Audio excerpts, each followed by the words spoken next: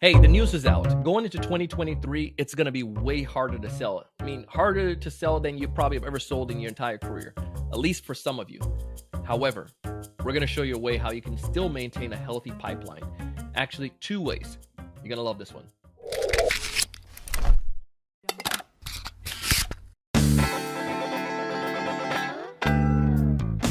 Hey, everyone. Welcome to another great episode of the Sales Evangelist podcast. I'm your host, Donald C. Kelly, the Sales Evangelist. And I'm so excited for another great episode. I'm so excited to be here with you today. And on this episode, which is 2 days before Christmas, I want to wish you a Merry Christmas. We're going to be talking about 2023 and also my next episode after Christmas. We're going to talk to you about how you can prepare for 2023 in both of these episodes. The insights that I share with you come from the Salesforce State of Sales.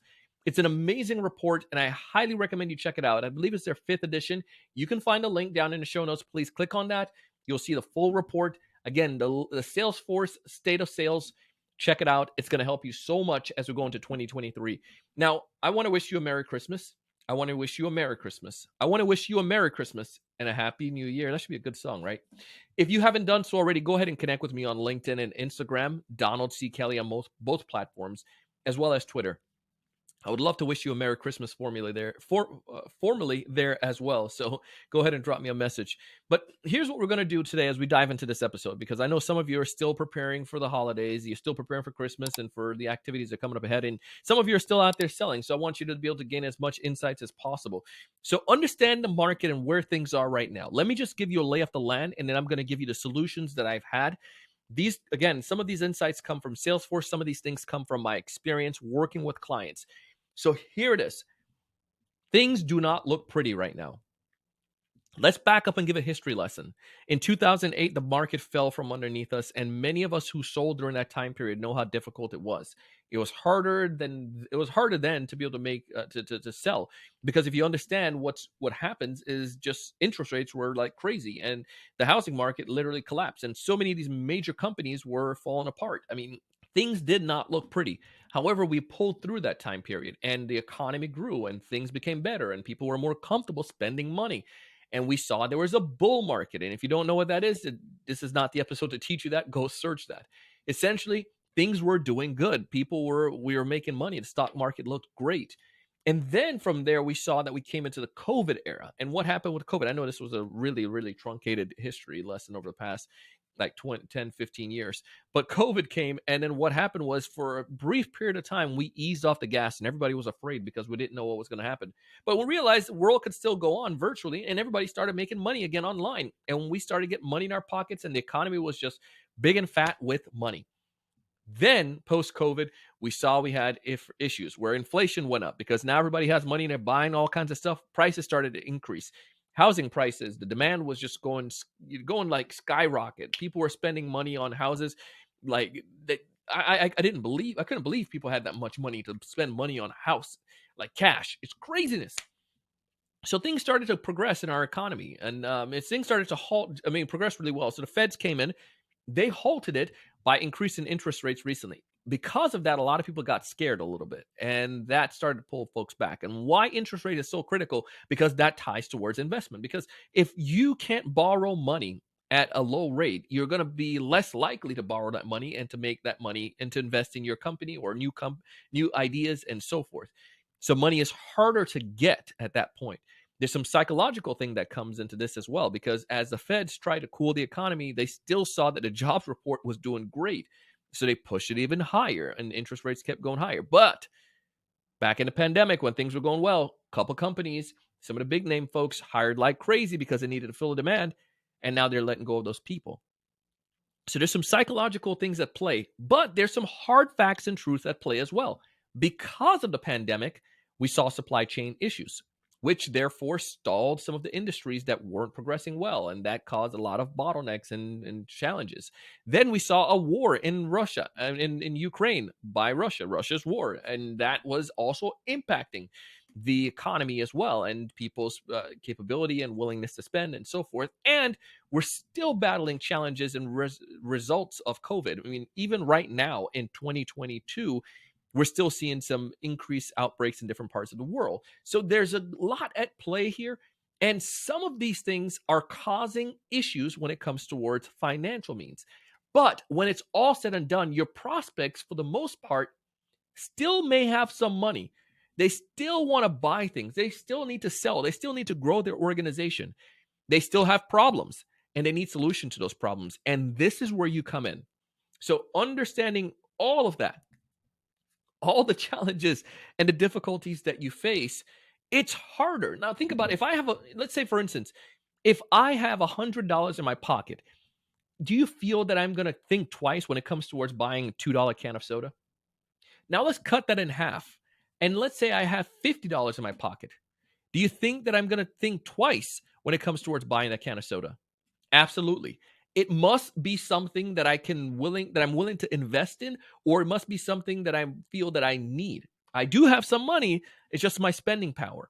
Or perhaps maybe I don't necessarily know if I'm going to still be able to make that $100 again that easily. So because of that, I'm being more cautious with the money that I have. And I may not necessarily buy that can of soda. I perhaps may buy a dollar bottle of water. Or I might get a water filter so I can have more water in my house and cut soda altogether.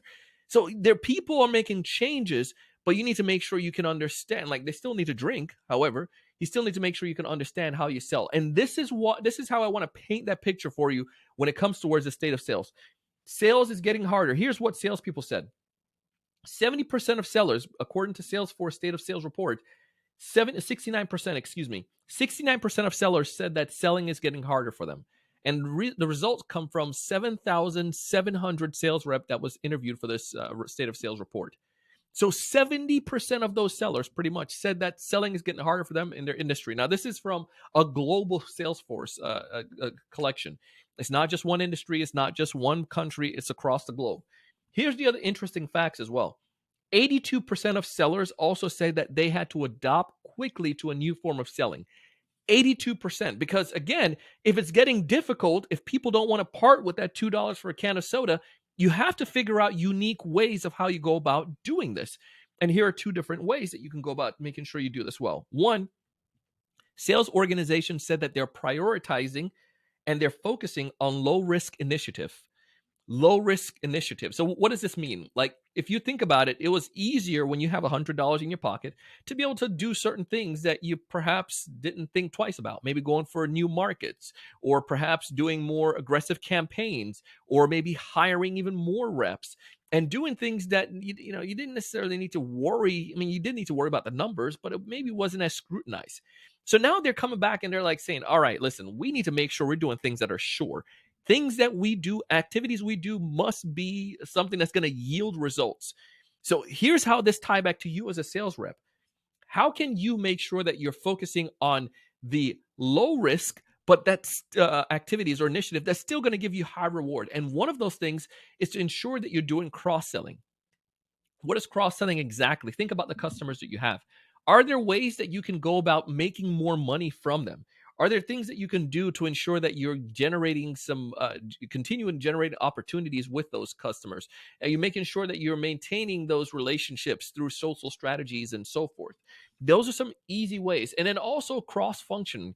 You may need to cross-functioning. So maybe you may need to work with other organizations inside of your company. So again, customer success and sales and different departments.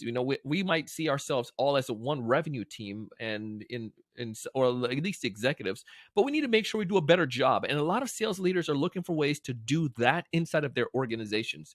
How can we communicate even better? And I know we've been talking about breaking down silos forever, but now, because of the challenges, we need to behave as one unit. We need to behave as revenue.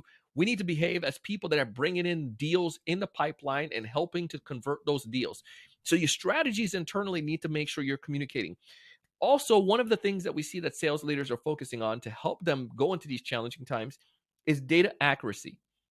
What I mean by this is ensure that the information that you have in your CRM, the information that you have as you're reaching out to people, are accurate, because you don't want to waste your time, or you don't want your sellers to waste their time doing things that are not going to be productive.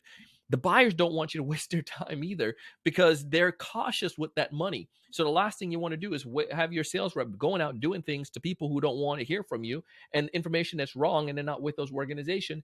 And then also for the buyer to get annoyed by that and not to take opportunities. Remember, low risk. We need to make sure we're doing things that are going to give us the highest reward as possible. Also, targeting new markets. This is something that we're seeing as well, and we did this internally in our organization. For instance, you may go back to this can of soda example again. If I have $50 in my pocket, my typical product costs $2 to sell a can of soda, and I'm trying to get that from the buyer. So I'm selling the can of soda, $2 can of soda, to a buyer who now has $50 in their pocket, and they're evaluating if they're going to buy my soda. Well, maybe I need to evaluate and see what can I do differently. Maybe I don't necessarily sell the $2 can of soda. Maybe my company has to do something different where we go for a different market. Maybe we have to go for someone who's willing to spend that much. So maybe I have to switch a little bit there.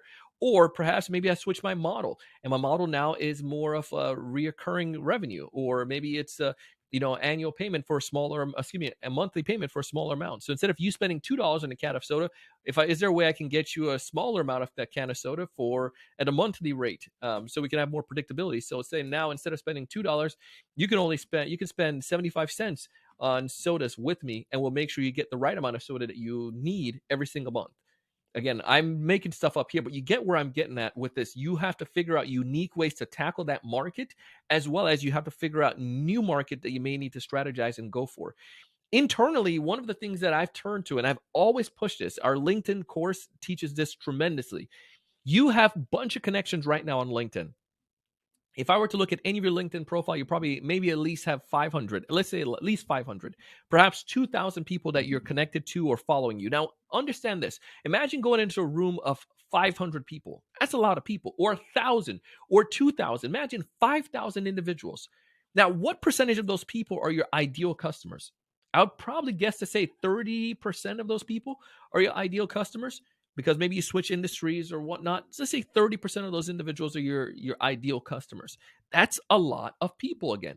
So understanding you have that many people that are in your profile, in your LinkedIn profile, following you, interacting with you, and I would probably say even higher. It's probably 50% are your ideal customers. All these folks here following you, interacting with you. When was the last time you communicated with those individuals? One of the strategies we teach in our LinkedIn course, and you can find the link down below to one of the videos that you can check out. This strategy is the permission to ask a question.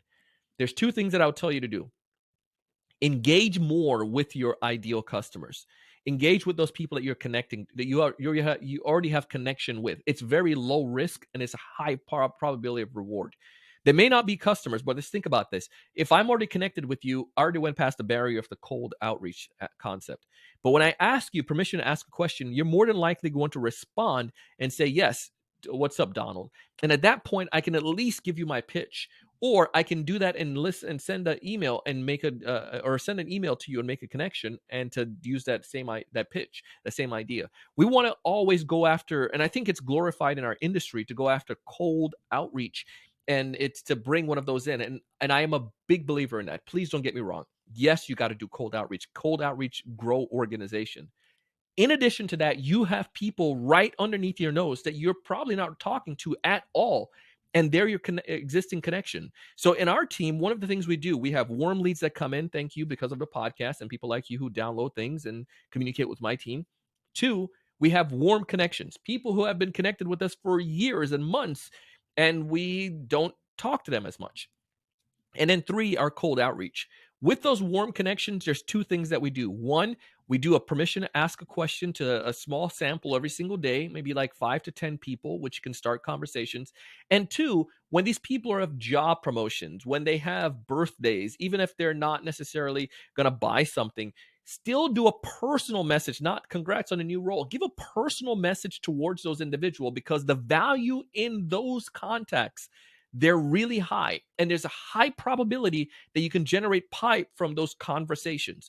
So that's another thing that we're seeing, and that's how I have positioned and targeted, my team and I have targeted some of these. Yes, they were our ideal customers, but again, what we've done is throttled so much. We're still doing our cold outreach, but we've identified a newer way, or a different way as well, that we can generate opportunities. So cold, warm, and then somewhere in between are those connections, our existing connection requests. final thing is to modernize the tools. This is another thing sales leaders are doing to mitigate the risk or to make sure that they're focusing on low risk opportunities that have a high return or high probability. So what I mean by this is to identify tools that's going to help you. Tools such as, like, I mean, obviously Salesforce has some capabilities with that. You have tools that out there that have intent data capability. We like to use Apollo, which gives us some kind of give us direction.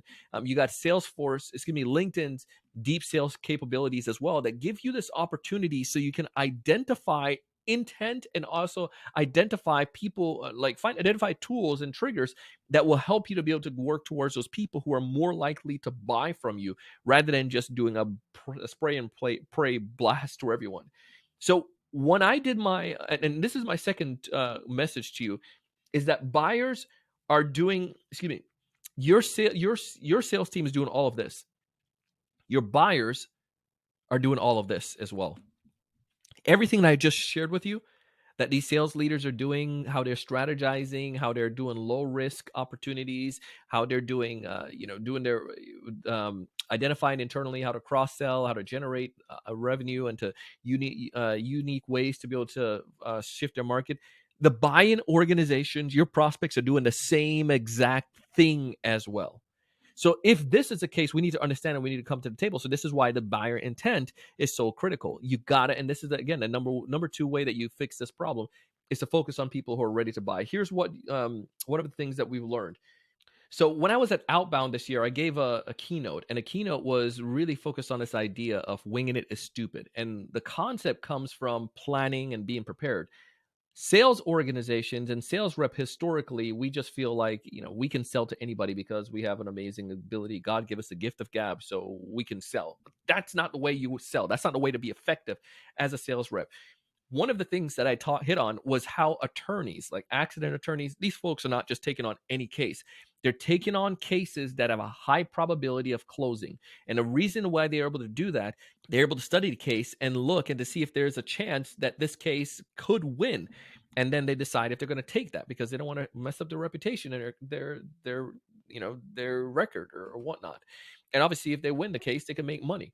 So in this, the buyers that you're going for, the individuals that you're reaching out to, you need to make sure that they're, one, in your market, and number two, that they're willing to make investments in things that you're doing. This is why you want to look at intent, and also you want to pay attention to triggers. You want to make sure the people you're reaching out to are ones who are going to buy. I've stressed this already, and I've just keep stressing it again. So here's one question that we're asking ourselves internally, and that you could ask yourself when you're working with your prospects. Your prospects are looking at initiatives. And just like the sales leaders, they're saying, is this a high risk or a low risk opportunity? The question you need to ask yourself is this: am I considered a high risk move? Am I considered a high risk initiative? Am I considered a high risk project? So go back to that. Are you a $2 can of soda, or are you something else? Can you be, truncate down to a different size can, or give them an opportunity to purchase this on a repeated scale? There's so many different unique ways. But if you're coming out and you're coming as a $2 can of soda and you're trying to sell the same way you are selling during the bear market, you're going to find that it's going to be much more difficult for you to be able to sell and thrive. In a bear market where things are going well, people, again, they're willing to make that investment because they have that money, but they're being more cautious. It's not that people are still not going to do high risk. Of course they are. However, it's not going to be as easy as before. Most of the sellers surveyed in Salesforce State of Sales and some of the leaders, the biggest thing that they're saying is that they don't want to have the risk. They don't want to have the problem of making a wrong decision and then their job is on the line. They understand the challenge that their company is in. They understand the challenge in the state of the economy. So they're trying to make wise decision. The product you're bringing to the table, the service you're bringing, the offering you're bringing, will that be seen as a high risk? And that's where your messaging may need to change. You may need to tweak some things on that. And again, you may need to look at a different target market that you need to address or focus on. These are some of the things that you can find. And the easy way to do this is to see your conversations right now with your prospects. Are your emails getting less replies? Are you getting less people moving forward? then look for ways how you can tweak that. And percentage may not be significant, like saying drop maybe like a 80%. Maybe it did, but I'm sure you've probably seen some hesitation from folks, and your deals are not closing as quickly. Well, let's understand if we need to pivot a little bit with the market and to tweak that. So that's an example of how you can make sure, one, your messaging is right, and two, you're going for the right people. Instead of shooting an email out to 100 prospects and hoping some of them reply back, I would beg to say, look at identifying 30 of them with intent and do a strategic outreach. In the next episode, I'm going to talk to you about this after Christmas, because I got to go celebrate right now. When I come back on the next episode, we're going to continue the state of sales discussion. And that's going to be talking more about what the buyers want from you going into 2023.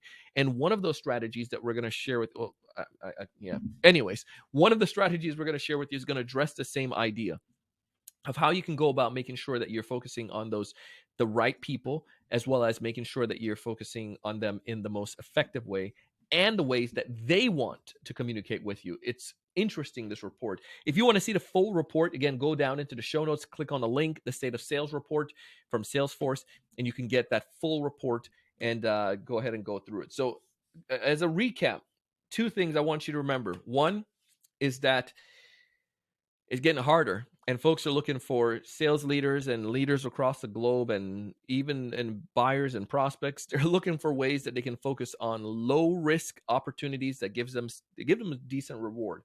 And then number two, you need to make sure that you're prioritizing and focusing on people who are more likely to buy, utilizing tools that gives you intent, and also it gives you triggers. You get me? He said an intent there, and my Jamaican was coming out there. But the things that can give you those triggers is going to be absolutely important. I want to close out with one stat that I think it's important. 70% of sales leaders say their sales organization is taking fewer risks. 70% of sales leaders say their organization is taking fewer risks.